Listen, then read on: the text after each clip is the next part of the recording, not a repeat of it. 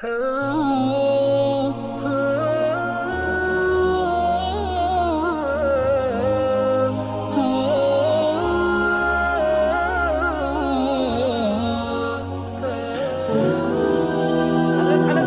रज़ी अल्लाह ताला अन्हु अर्ज़ करने लगे, या रसूल अल्लाह क़यामत कब आएगी? अल्लाह के नबी अर्ज़ करने लगे, तेरी कोई तैयारी है? क्या है तेरे पास? क्या तैयारी है तेरे पास आखिरत के लिए जो तुझे इतनी जल्दी है कि क़यामत कब आएगी? हज़रत अनस बिन मालिक रज़ी अल्लाह ताला अन्हु कहने लगे, ए अल्लाह के नबी, मेरे पास तो सिर्फ और सिर्फ आपकी मोहब्बत। ये नहीं कहा मैं आपकी बड़ी खिदमत करता हूँ, 10 साल तक आपकी खिदमत की है और मैं बड़ी नमाज़ें पढ़ता हूँ और अल्लाह ताला ने कुरान में हमारे बारे में रज़ी अल्लाह ताला अन्हु मरदून कह दिया। ये नहीं कहा, फरमाया मेरे पास सिर्फ और सिर्फ जो फरमाया है वो आपकी मोहब्बत। क्या है? आपकी मोहब्बत।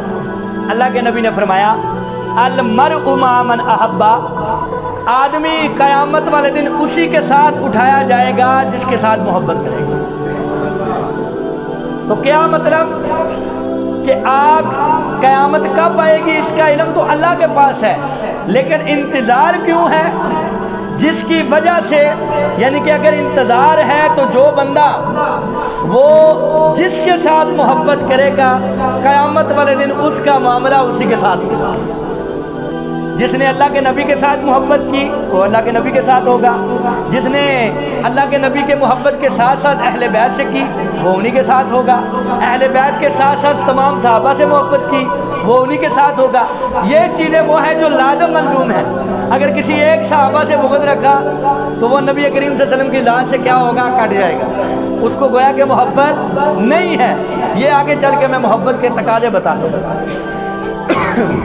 अब खुद ही अल्लाह के नबी के सामने हज़रत अनस बिन मालिक फरमाने लगे, या रसूलल्लाह मुझे उमर से भी मोहब्बत है, मुझे अबू बकर से भी मोहब्बत है, तो क्या क़यामत वाले दिन मेरा शुमार उन्हीं के साथ होगा?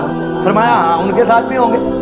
एक और सहाबी आए, आके अर्ज़ करने लगे, या रसूलल्लाह मैं जो है वो आपसे बहुत ज़्यादा मोहब्बत करता हूँ, जान और माल से ज़्यादा आपसे मोहब्बत करता हूँ।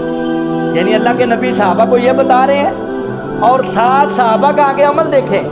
हज़रत अनस बिन मालिक रज़ी अल्लाह ताला अन्हु फरमाते हैं एक और जगह पे, फरमाते हैं कि मैं आपकी खिदमत में 10 साल रहा, मैंने आपके सहाबा को आपके साथ जितनी मोहब्बत करते देखा है इतना किसी बादशाह को नहीं देखा कि उसके जो है वो रियाया उसके साथ मोहब्बत करे।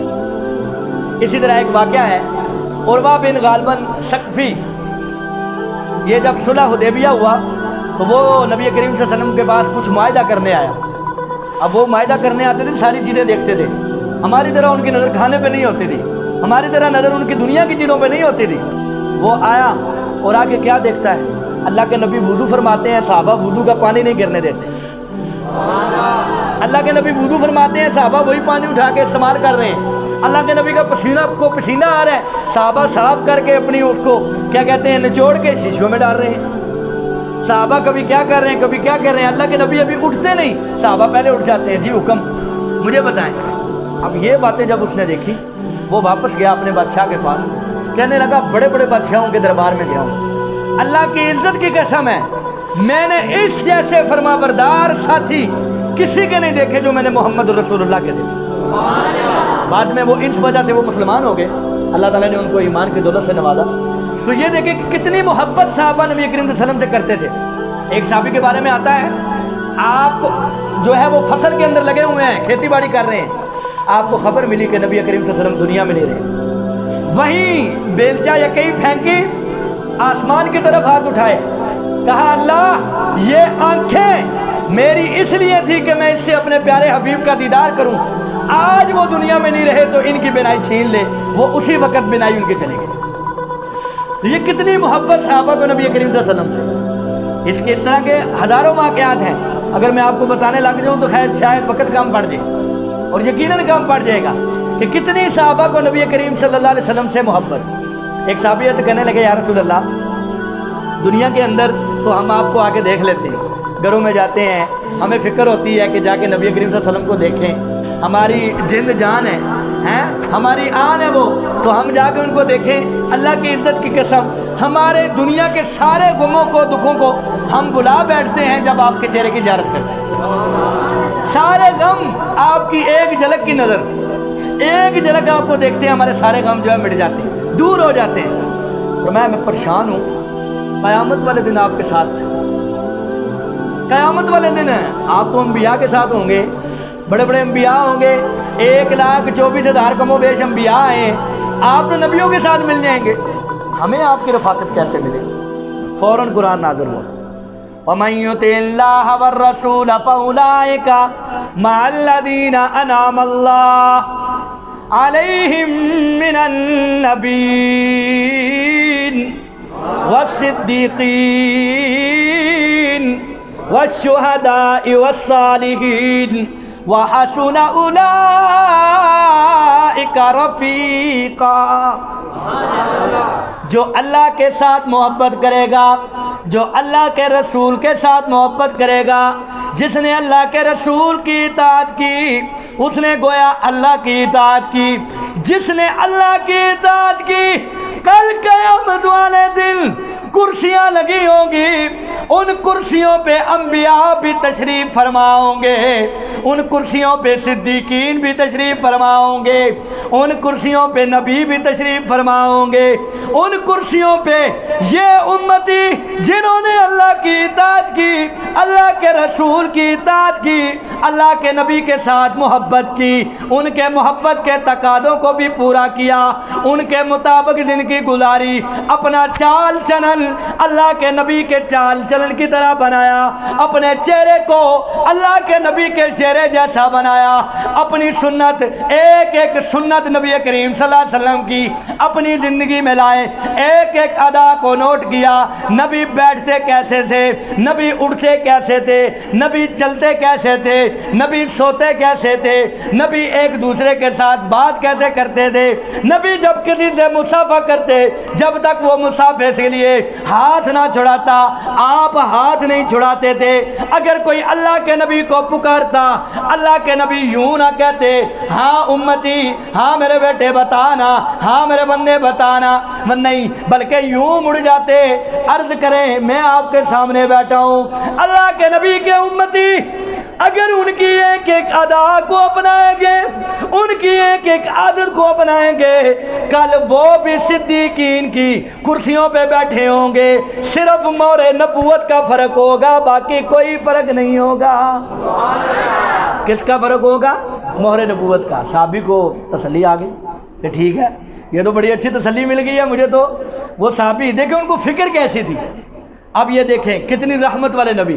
ایک صحابی عرض کرنے لگے، میں اکثر بتاتا ہوں یا رسول اللہ، اللہ کے نبی نے چند باتیں صحابہ سے کہیں، پیشگوئیاں کرتے رہے، کچھ باتیں بتائیں، صحابہ کو یہ وہم ہوا کہ اللہ کے نبی جانے لگے ہیں، یہ باتیں ایسی ہیں کہ لگتا ہے کہ اب ہمیں چھوڑنے والے ہیں، اب یہاں دنیا سے پردہ فرمانے والے ہیں، لگتا ہے ایسے ہیں۔ ایک صحابی نے کہا یا رسول اللہ آپ تو جا رہے ہیں، آپ ہمیں کیسے تلاش کریں گے یا ہم آپ کو کیسے تلاش کریں گے؟ اللہ کے نبی نے اپنا تو بتا دیا کہ میں یہاں پہ ہوں گا، کیونکہ وہ محشر تو ایک بہانہ ہے، اصل میں اپنے محبوب کو لانا ہے، سمجھ آ گئی؟ محشر تو ایک بہانہ، یہ شعر ہے حضرت پیر نصیر الدین شاہ صاحب کا کہ وہاں پہ تو جلوہ افروز صرف اور صرف کون ہوں گے؟ اللہ کے بعد نبی کریم صلی اللہ علیہ وسلم، سرداری کن کی ہوگی؟ انہی کی ہوگی، اور تا حشر بھی سرداری انہی کی رہے گی، ابھی تک سرداری انہی کی ہے۔ اب کیونکہ اللہ کے نبی تو چلو ٹھیک ہے تلاش کر لیں گے، وہ دیکھ لیں گے کہ کہاں ہے، وہ بھی خیر اللہ کے نبی نے بتا دیا، میں بات کو چھاڑ کر صحابی کہنے لگے یا رسول اللہ یہ تو بات ٹھیک ہے کہ ہم آپ کو تلاش کر لیں گے حوض کوثر پہ، ہم آپ کو دیکھیں گے میزان پر، ہم آپ کو دیکھیں گے پل صراط سے پار، لیکن آپ ہمیں کیسے تلاش کریں گے؟ کیا فرمایا؟ آپ ہمیں کیسے تلاش کریں گے؟ اللہ کے نبی فرمانے لگے ایک چٹیل میدان ہو، وہ میدان کتنا ہی دور کیوں نہ ہو، اس میدان کے اندر گھوڑے چر رہے ہوں، دو قسم کے گھوڑے ہوں، ایک قسم کے گھوڑے سفید رنگ کے ہیں، دوسرے کالے قسم کے گھوڑے ہیں۔ اللہ کے نبی نے فرمایا دور سے جیسے کوئی بندہ ان گھوڑوں کو دیکھ کے کہہ لے گا کہ سفید اتنے ہیں، کالے اتنے ہیں۔ فرمایا قیامت تک، قیامت والے دن اللہ کے نبی فرماتے ہیں حضرت آدم علیہ السلام سے لے کر مجھ تک قیامت تک جتنی بھی مخلوق آئے گی، جتنے بھی لوگ آئیں گے، ان کا شمار گنتی میں نہیں کیا جا سکتا، شاید پیمانہ بھی ختم ہو جائے، اتنی تعداد میں لوگ آئیں گے۔ فرمایا میں ان میں سے اپنے امتیوں کو ایسے پہچانوں گا جیسے دور کھڑے میدان میں کوئی بندہ کالے اور سفید گھوڑوں میں سفید گھوڑوں کو پہچان لیتا ہے۔ صحابی نے پوچھا یا رسول اللہ کیسے؟ فرمایا تو دنیا کے اندر نماز پڑھے گا، 5 وقت کی نماز پڑھے گا، مؤذن نے اذان دی، حی علی الصلاۃ حی علی الفلاح، آؤ نماز کی طرف، آؤ کامیابی کی طرف، الصلاۃ خیر من النوم، نماز نیند سے بہتر ہے۔ میاں نرم بسترا چھوڑ، میاں اے سی کی آواز چھوڑ، میاں ٹھنڈی کولر کی آواز چھوڑ، آ جا مسجد کے اندر نماز پڑھنے کے لیے۔ اب جو وقت بندہ وضو کرے گا، 5 وقت نماز پڑھے گا، اللہ کے نبی نے فرمایا کل وہ قیامت والے دن جب آئے گا اس کے وضو والے اعضاء ان سفید گھوڑوں کی طرح چمک رہے ہوں گے۔ فرمایا میں ایسے ان کو پہچان لوں گا۔ یہ نبی پاک صلی اللہ علیہ وسلم کے ساتھ صحابہ کی محبت۔ خیر یہ تو کافی سارے واقعات ہیں، لیکن حب نبی کے تقاضے کیا ہیں؟ اب نبی کریم صلی اللہ علیہ وآلہ وسلم کے محبت کے ان کے ساتھ تقاضے کیا ہیں؟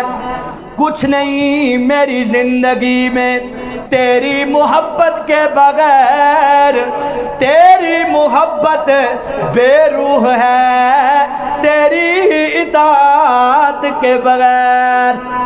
کہہ دیجئے سبحان اللہ، میری طرف توجہ رکھیں، کیا کر رہے ہیں آپ؟ کیا ہوا آپ کو؟ توجہ ادھر رکھیں، یہ اتنا دور لگا رہے ہیں آپ کے لیے لگا رہے ہیں، سبحان اللہ کہہ دیں اونچی بات۔ کیا فرمایا کہ کچھ نہیں میری زندگی میں تیری محبت کے بغیر، تیری محبت غور کرنا، تیری محبت بے روح ہے تیری اطاعت کے بغیر۔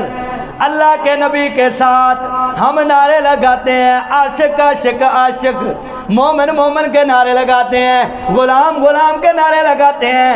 یہ تو ہم کہتے ہیں کہ ہم اللہ کے نبی کے ساتھ محبت کرتے ہیں، لیکن اللہ کے نبی کون سی محبت چاہتے ہیں؟ اللہ کے نبی کی محبت کس بات کا تقاضا کرتی ہے؟ اللہ کے نبی کی محبت اللہ کس بات کا تقاضا کرتا ہے؟ ہاں نا، آؤ میں تمہیں بتاتا ہوں۔ اللہ کے نبی کی محبت یہ ہے، اللہ کے نبی کے ساتھ سچی محبت یہ ہے، اللہ کے نبی کی سچی اتباع یہ ہے، جس طرح اللہ کے نبی نے نماز پڑھی اسی طرح ہم نماز پڑھیں، جس طرح اللہ کے نبی نے جنازہ پڑھایا اسی طرح ہم جنازہ پڑھائیں، جس طرح اللہ کے نبی نے دین کے احکامات ہمارے تک پورے پہنچائے اور ٹھیک کر کے پہنچائے، ہم بھی ان احکامات کو اسی طرح لے کر اپنی زندگی میں لائیں۔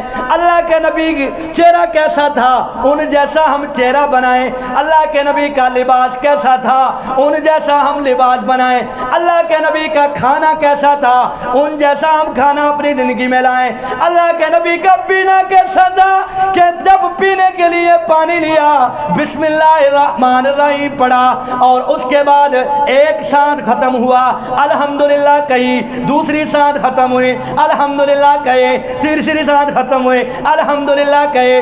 یہ اللہ کے نبی کا پانی پینے کا طریقہ ہے، یہ اللہ کے نبی کا کھانے کا طریقہ ہے، یہ اللہ کے نبی کا چلنے کا طریقہ ہے۔ ہاں یہ وہ محبت ہے جس کا تقاضا رسول اللہ بھی کرتے ہیں، خود رب ذوالجلال بھی کرتا ہے۔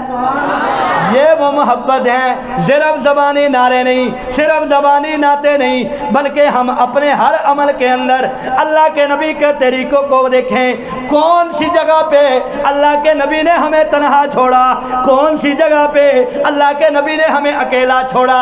اللہ کی عزت کی قسم ہے، اللہ کے نبی نے ہمیں تو قضائے حاجت کرنے کا طریقہ بھی بتایا ہے۔ کسی میدان میں اللہ کے نبی نے ہمیں تنہا نہیں چھوڑا۔ اب اسی بات کو مفتی صاحب آگے چلائیں گے۔ وآخر دعوانا الحمدللہ رب العالمین۔